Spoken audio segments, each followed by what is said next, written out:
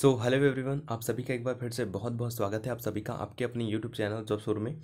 और दोस्तों, आज इस वीडियो में हम लोग एफसीआई वॉचमैन के लिए जो कंटिन्यू जो क्लासेस मैं ले रहा हूँ, क्योंकि आप सभी को पता है कि कल की तारीख में यानी कि 3 जुलाई 2022 की स्थिति में कल एफसीआई वॉचमैन वालों का परीक्षा होना है। इसलिए आज इस वीडियो हम लोग कवर कर रहे हैं आर गुप्ता कृत की जो किताब है, उससे जो अर्थशास्त्र का टॉपिक है, जिनसे एमसीक्यू जितने भी डायरेक्टली बन सकते हैं आपकी परीक्षा के दृष्टि से, जो बुक में दिया गया मैं वो आप लोग के साथ शेयर करने वाला हूँ। तो वीडियो में एंड तक जरूर बने रहिएगा और उम्मीद करता हूँ सारे के सारे क्वेश्चन आप लोग के ज़रूर हेल्पफुल होंगे।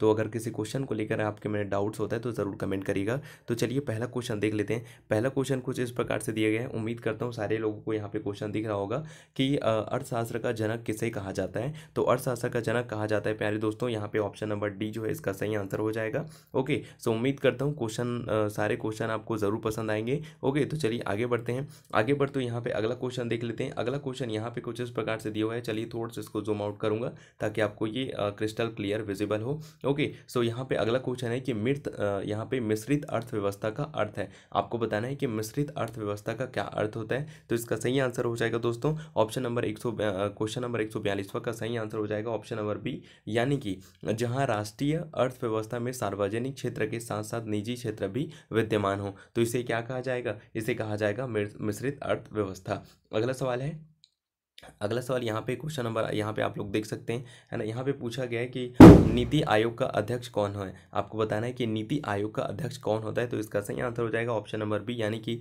नीति आयोग का अध्यक्ष होता है भारत के प्रधानमंत्री। ओके, सो अगला सवाल है यहाँ पे, अगला सवाल है यहाँ पे 144वां क्वेश्चन है। यहाँ पे क्वेश्चन इस प्रकार से है कि भारत में, है ना, यहाँ पे भारत में आर्थिक नियोजन कब प्रारंभ हुआ। तो इसका सही आंसर हो जाएगा, आपको बताना है कि 144वां क्वेश्चन है कि भारत में आर्थिक नियोजन का प्रारंभ हुआ। तो इसका सही आंसर हो जाएगा दोस्तों 144वां क्वेश्चन का सही आंसर हो जाएगा ऑप्शन नंबर सी, यानी कि ऑप्शन नंबर इसका जो सी है वो बिल्कुल सही आंसर हो जाएगा, यानी कि 1 अप्रैल 1951 में जो भारत में आर्थिक नियोजन नीति है वो लागू हुआ था। अगला सवाल यहाँ पे है, अगला सवाल कुछ इस प्रकार से है कि किस पंचवर्षीय योजना का मुख्य उद्देश्य, जी हाँ, किस पंचवर्षीय योजना का मुख्य उद्देश्य आर्थिक आत्मनिर्भरता था। तो इसका सही आंसर हो जाएगा option number fourth, option number D, यानी कि चतुर्थ योजना, जो चौथी पंचवर्षीय योजना आई थी उसका मुख्य उद्देश्य था आर्थिक आत्मनिर्भरता, यानी कि भारत को आर्थिक रूप से, है ना, आत्मनिर्भर बनाना है और सबल बनाना है।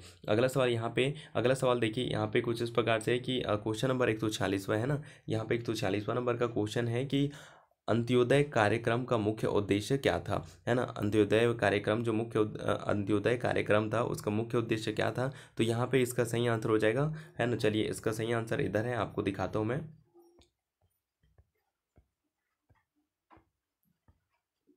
ओके, तो आई होप यहाँ पे चीज़ें आपको दिख रही होंगी। जी हाँ, तो इसका सही आंसर हो जाएगा ऑप्शन नंबर सी, यानी कि गरीबों में, है ना, जी हाँ, इसका सही आंसर हो जाएगा ऑप्शन नंबर 3 जो सी जो है बिल्कुल सही हो जाएगा यहाँ पे, कि गरीबों में, है ना, गरीबों में सबसे अधिक गरीबों की मदद करना। जी हाँ, इसका सही आंसर हो जाएगा। अगला सवाल देख लेते हैं। चलिए अगला सवाल यहाँ पे कुछ इस प्रकार से रहने वाला है।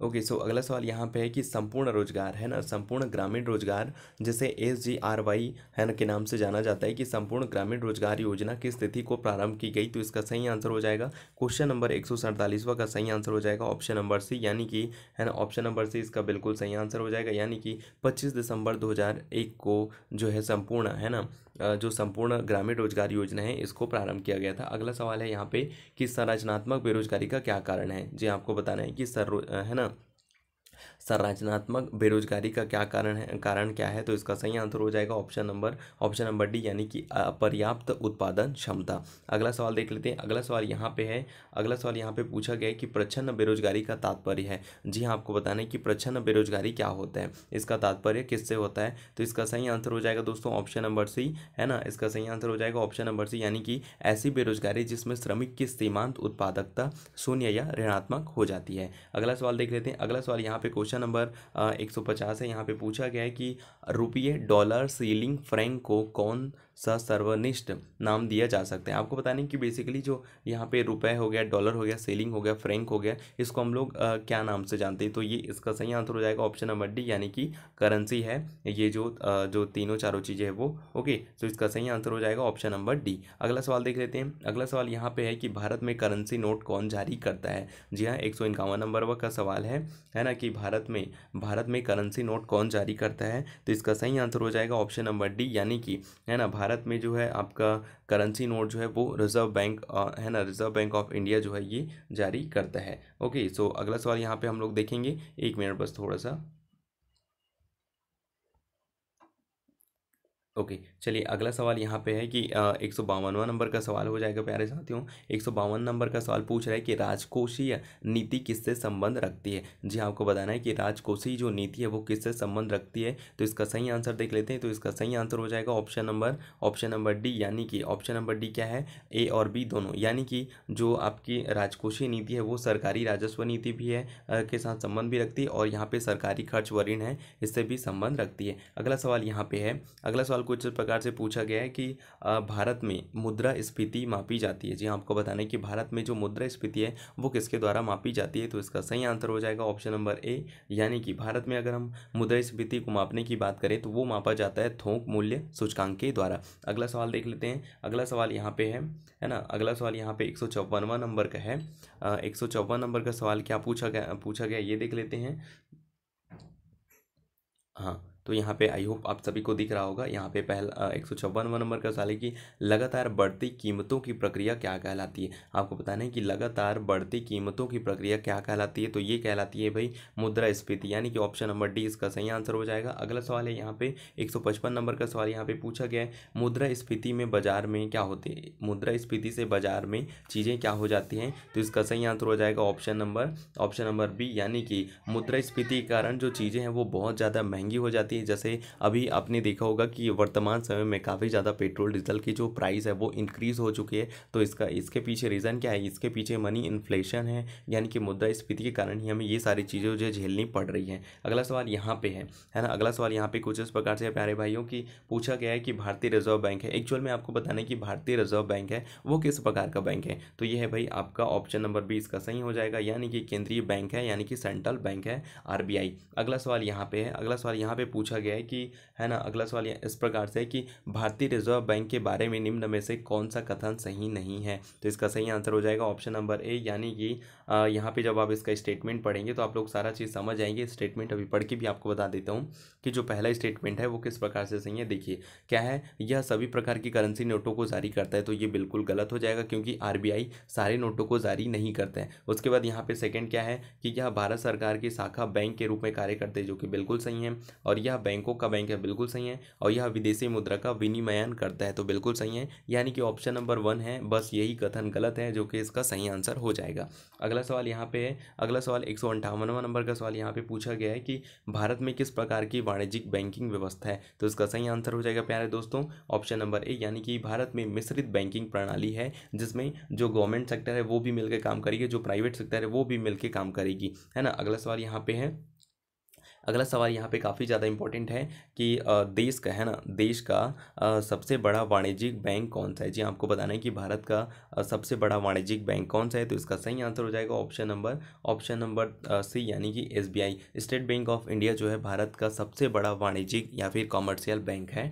अगला सवाल यहाँ पे पूछा गया है कि भारत सरकार ने देश के 14 बैंकों का राष्ट्रीयकरण किया था। आपको बताना है कि भारत सरकार ने जो बैंक होते हैं 14 बैंक हैं, उनका राष्ट्रीयकरण सबसे पहले कब किया था। तो इसका सही आंसर हो जाएगा प्यारे दोस्तों ऑप्शन नंबर ए, यानी कि जुलाई 1969 में भारत सरकार ने 14 बैंकों का पहली बार राष्ट्रीयकरण किया था।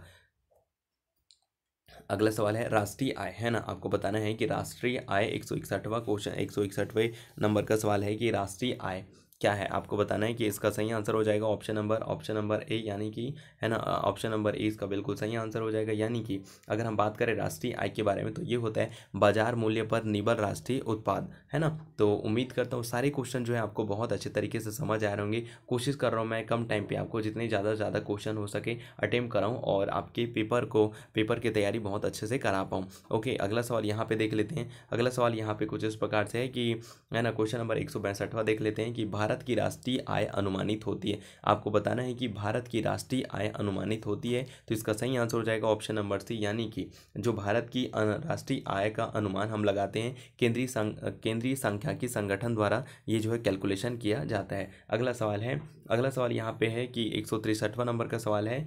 यहाँ पे पूछा जा रहा है आर्थिक समस्या खाली स्थान में उत्पन्न होती है। आपको बताना है कि आर्थिक जो समस्या है वो कब उत्पन्न होती है, तो इसका आंसर हो जाएगा ऑप्शन नंबर डी, उपरोक्त सभी। यानी कि कहने का तात्पर्य है जब सामानों की प्रचुरता होती है फिर भी आपको हमें जो है आर्थिक समस्या देखना पड़ता है, सामान की कमी हो जाती है फिर भी, और अधिक आवश्यकताएं और कम सामान होता है फिर भी हमें जो है आर्थिक समस्या है उससे जूझना पड़ता है। अगला सवाल है 164वां नंबर का सवाल। यहाँ पे पूछा गया है कि सार्वजनिक ऋण पर ब्याज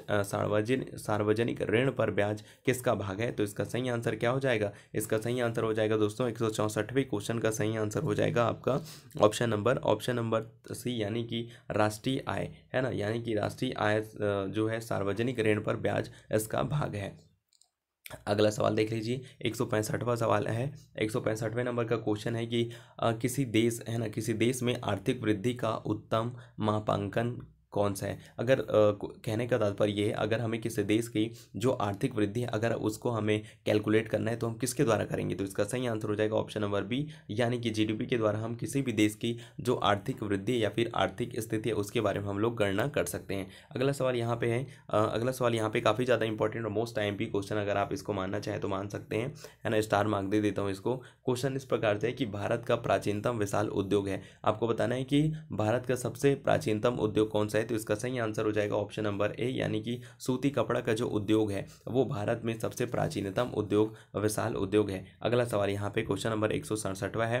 पूछा जा रहा है कि जो बोकारो स्टील प्लांट है वो किस देश की सहायता से बनाया गया है, तो बोकारो स्टील प्लांट भाई ये बनाया गया है हमारे पड़ोसी देश, है ना, रशिया की सहायता से बनाया गया है। अगला सवाल यहाँ पे क्वेश्चन नंबर 168वां है। 168वां क्वेश्चन है कि गोल्डन, है ना, गोल्डन हैंडशेक का संदर्भ निम्न में से किस एक से है। जी हाँ, आपको बताना है कि जो गोल्डन हैंडशेक है वो उसका संदर्भ किस एक से है, तो इसका सही आंसर हो जाएगा 68 क्वेश्चन 168 का सही आंसर हो जाएगा ऑप्शन नंबर बी, यानी कि स्वैच्छिक सेवानिवृत्ति योजना से, गोल्डन हैंडशेक योजना से। ओके, सो अगला सवाल यहाँ पे 169वां क्वेश्चन इस प्रकार से है यहाँ पे कि किसी कंपनी का वास्तविक स्वामित्व किसके पास होता है, तो इसका सही आंसर हो जाएगा ऑप्शन नंबर बी, यानी कि समता अंशधारकों के पास, जो इक्वल शेयर होल्डर्स होते हैं उनके पास कंपनी का जो है वास्तविक जो अधिकार होता है या फिर स्वामित्व होता है वो उनके पास होता है। उम्मीद करता हूँ सारे क्वेश्चन आप लोग को बहुत अच्छे तरीके से समझ आ रहे होंगे। अगला सवाल यहाँ पे, अगला सवाल कुछ इस प्रकार से है। 170वां क्वेश्चन है प्यारे दोस्तों की दुर्गापुर भिलाई, है ना, दुर्गापुर भिलाई और राउरकेला संयंत्र योजना खालिस्तान योजना से स्थापित किए गए। आपको बताना है कि जो दुर्गापुर हो गया, भिलाई हो गया और राउरकेला जो संयंत्र है ना हो गया, जो स्थापित किया गया इंडस्ट्री, वो कौन सी पंचवर्षीय योजना के तहत इसको जो इस्टेब्लिश किया गया है, तो इसका सही आंसर हो जाएगा ऑप्शन नंबर वन, यानी कि जो दूसरी पंचवर्षीय योजना थी उसके तहत दुर्गापुर भिलाई और राउरकेला जो संयंत्र है, इस्पात संयंत्र है, उसको स्थापित किया गया।